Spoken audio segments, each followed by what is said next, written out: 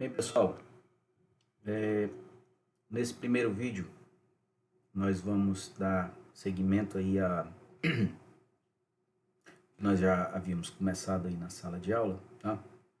E aqui a gente vai fazer uma rápida recapitulação, né, do procedimento, tá? Quais são os passos aí, né? Quais são os procedimentos para o cálculo de deslocamento pelo princípio das forças virtuais, certo? Então, a gente viu que o primeiro passo, né, era estabelecer, tá, os diagramas de esforços internos reais, baseados nos carregamentos e condições de contorno reais. Tá?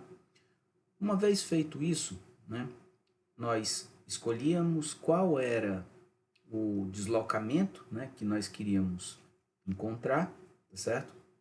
E a partir desse deslocamento, nós aplicávamos aí uma carga, uma força, né?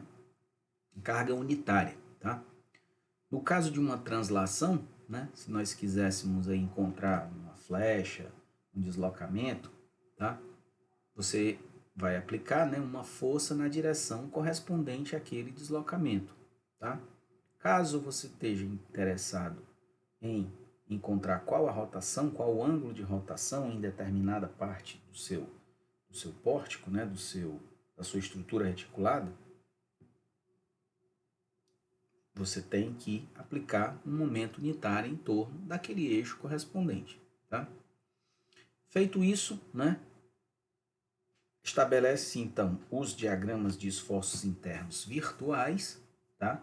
Para depois calcular as integrais em cada barra da estrutura. Lembrando que a gente está desenvolvendo métodos aí que são válidos apenas para estruturas reticuladas. Tá?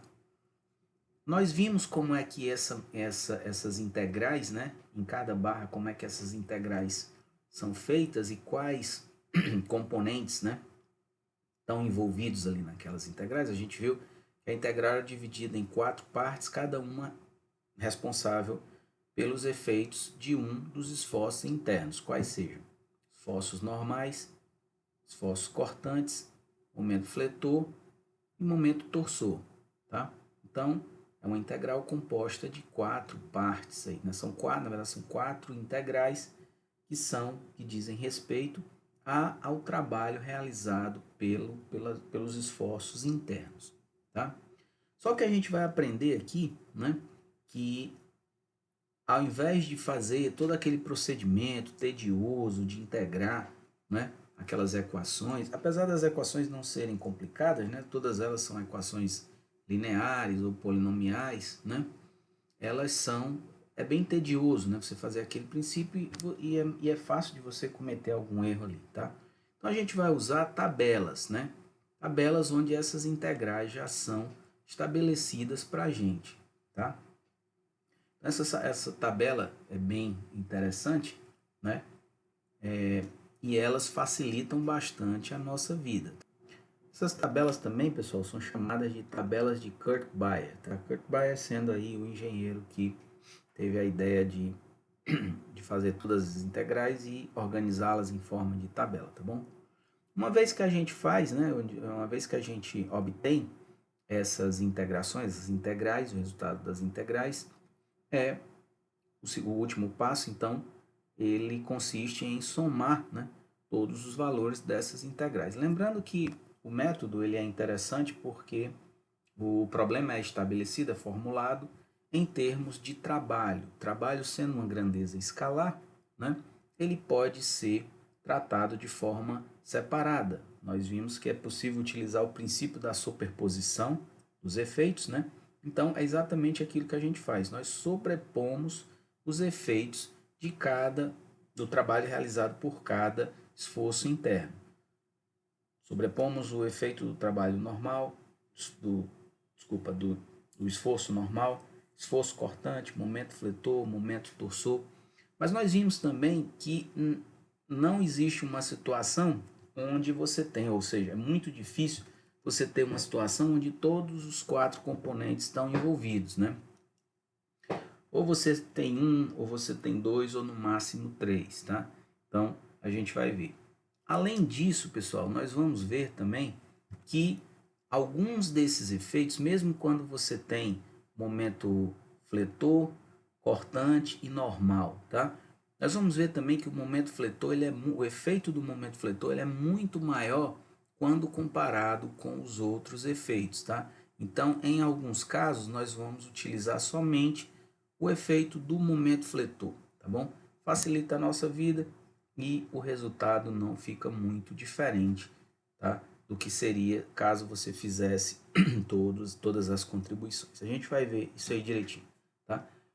Mas vamos aqui dar uma olhada na tabela, tá bom? Como é que funciona essa tabela? Aqui a gente tem, pessoal, nessa primeira coluna, tá? Eu tenho a forma dos diagramas de esforço, tá certo? Aqui a gente está vendo o momento, porque é o mais comum, mas ele funciona para qualquer tipo de esforço, tá? Tanto vale para o momento, quanto vale para normal, para o cortante e para o torsor também, tá bom? O que é que nós temos que olhar nessas tabelas? Formato, tá? O formato aqui do diagrama, né? Vocês têm que primeiramente calcular, estabelecer, e esses valores limites, tá bom?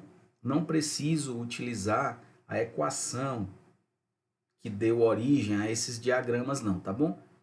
Vocês já sabem como é que faz isso, né? A gente calcula esses valores em pontos estratégicos ali da estrutura e de posse da equação a gente estabelece ali que é uma reta, né? Que vai ser uma constante ou vai ter uma variação linear, tá certo? Parabólica e assim sucessivamente, tá bom? E aqui em cima é o formato da equação, né? Do diagrama dos esforços virtuais, tá bom? Então, a gente está vendo aqui a barra, né? Nós vemos aqui, pessoal, que o de cima, tá? Ele não tem... Ah, outra coisa. Isso aqui diz respeito somente à parte da integral, tá bom? A gente lembra que, por exemplo, a integral referente ao trabalho realizado pelo momento fletor, ela é o quê? Ela é uma integral de 0 a L do momento fletor real multiplicado pelo momento fletor virtual dividido por E I dx, tá bom?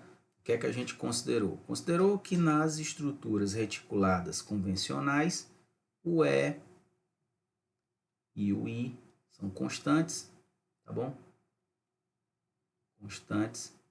E a princípio, eles poderiam sair aqui da integração, tá bom? Então, ficaria aqui 1 sobre I, integral de m barra dx. Essa tabela, pessoal, ela nos dá justamente o produto aqui, né, dessa integral. Então, se eu tenho um momento fletor, tá, real, que tem esse formato aqui de retângulo, né, e o momento fletor virtual, se ele tiver um formato aqui de uma parábola, tá?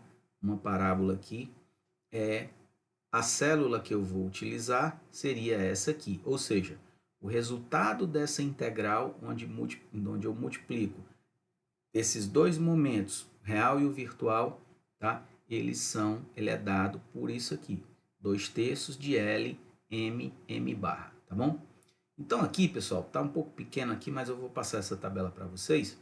Outra coisa interessante aqui que vocês precisam saber é que, no caso aqui, por exemplo, dessa parábola,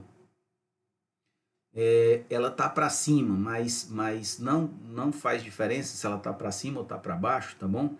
Aqui é só uma representação. Lembre-se que em alguns países o momento fletor positivo é representado para cima, né? O negativo para baixo, tá? Então, não tem importância. O que é importante é a gente saber, tá? É a forma e os valores, tá bom? Vocês vão ver também aqui que em algumas situações eu tenho a formulação geral, por exemplo. Nesse caso aqui, né, o meu momento fletor virtual, ele é dado aqui, né, por duas partes, né, dois triângulos, onde um dos lados é menor do que o outro, tá bom? esses dois lados podem ser igual, mas a forma mais geral é essa aqui. Então, A, B seriam esses valores aqui, tá bom? E M, né, M barra seria o valor efetivo do momento máximo aí, tá bom? Então, pessoal, só para a gente ver aqui rapidinho como é que isso é feito, como é que essas tabelas funcionam, nós vamos revisitar aquele primeiro exemplo que nós resolvemos, tá bom? Que é o de uma viga engastada, né, com uma carga aplicada aqui na ponta, tá certo?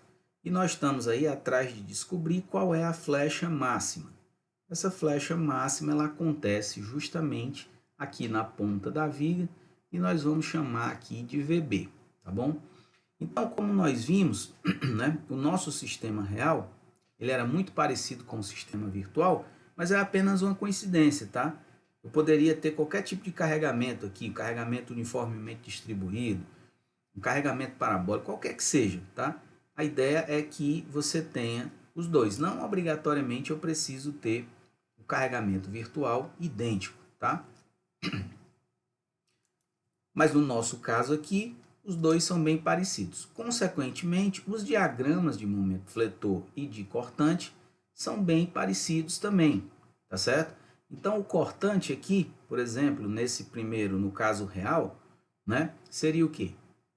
Se nós pegarmos aqui a única força que está agindo nesse corpo é P, então aqui eu teria uma reação P também, né? E um momento fletor aqui em A, momento em A, que seria igual a PL, né? P vezes L. Esse aí seria, nós estabelecermos aqui as condições de equilíbrio do corpo, né? Do corpo rígido, nós vamos chegar essas duas reações, tá bom? Se nós pegarmos uma seção qualquer aqui ao longo de A, tá? A gente vai ver que o cortante vai ser sempre constante, vai ser igual a P, né? Qualquer seção aqui, A. É importante vocês lembrarem também, pessoal, da nossa notação, tá? Notação dos esforços internos, da convenção, né? Então, eu tenho aqui os esforços normais saindo da seção positivo, cortante, né? A seção, olhando pela seção pela direita, para baixo é positivo, olhando pela esquerda para cima é positivo, e o momento fletor positivo é aquele que as fibras tracionadas estão embaixo e as comprimidas estão em cima. No nosso caso aqui, esse momento é negativo, tá?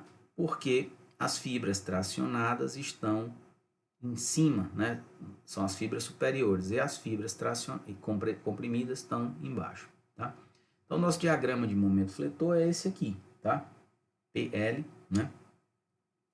E a gente tem aqui um triângulo, né? Então, o formato aqui desses dois diagramas é um retângulo e um triângulo, tá certo?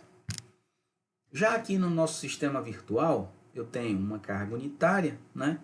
Como eu falei, são bem parecidos, o valor do cortante é igual a 1, tá? Mais 1, positivo, né? E o momento fletor é menos 1 L, né? 1 vezes L, seria essa carga aqui, vezes o braço de alavanca, tá? Menos 1 L, né? Aqui seria menos PL, tá bom?